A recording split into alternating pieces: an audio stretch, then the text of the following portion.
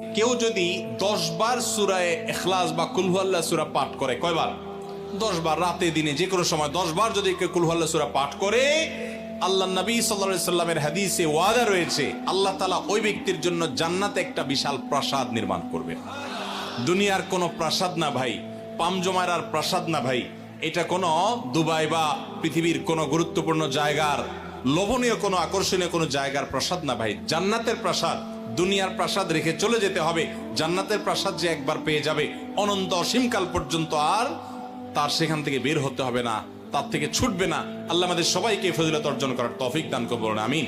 রাসূলুল্লাহ সাল্লাল্লাহু আলাইহি ওয়াসাল্লাম একদিন বললেন, যে ব্যক্তি কুল হুয়াল্লাহু আহাদ এই সূরাটাকে 10 বার পড়বে, যে ব্যক্তি এই সূরাটাকে 10 বার পড়বে, আল্লাহ তাআলা তার জন্য জান্নাতে একটা প্রাসাদ নির্মাণ করবেন। তো এই কথাটা শুনে ওমর রাদিয়াল্লাহু আনহু বললেন, ওমর ইবনুল খাত্তাব তিনি বললেন যে তাহলে তো আমরা অনেক প্রাসাদের অধিকারী হয়ে যাব ইয়া রাসূলুল্লাহ। তার উদ্দেশ্য ছিল এটা, যদি আমি 20 বার পড়ি ইয়া রাসূলুল্লাহ, তাহলে নবীজি বললেন তাহলে দুইটা প্রাসাদ, যদি 30 বার পড়ি তা 3টা প্রাসাদ। তো ইয়া রাসূলুল্লাহ তাহলে তো আমরা অনেক প্রাসাদের অধিকারী হয়ে যাব। তখন নবীজি বললেন যে আল্লাহ তাআলার দান এর চেয়েও বেশি প্রশস্ত, মানে আপনি 100 পড়লে 10টা ঘর পাবেন, মানে আমরা 100 পড়লে 10টা ঘর পাবো, 200 পড়লে 20টা। এইভাবেই আল্লাহ পাকের দান আরো প্রশস্ত। যে 10 বার সূরা ইখলাস পড়বে, জান্নাতে একটা বাড়িও কমপ্লিট হবে। ওই দিন শয়তান যত জোর লাগাব, ওর দ্বারা কোনো কবিরা গুনাহ করাইতে পারবে না, কোনো বড় গুনাহ করাইতে পারবে না, যত জোর লাগাব।